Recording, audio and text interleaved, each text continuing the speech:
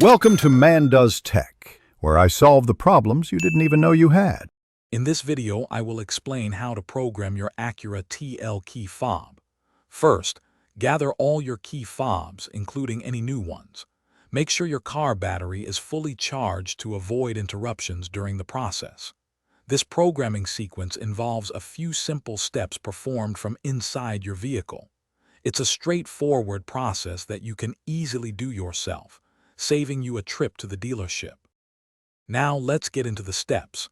Sit in the driver's seat with all your fobs.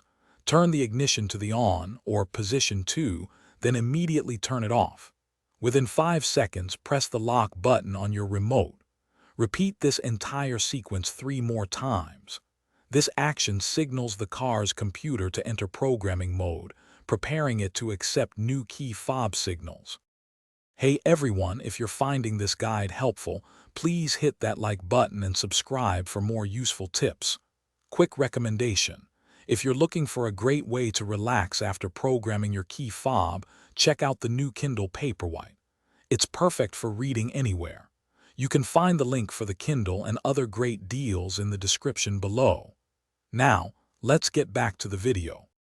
Once in programming mode, press the lock button on each remote you want to program, including any existing ones. The car will confirm each successful programming with a lock sound.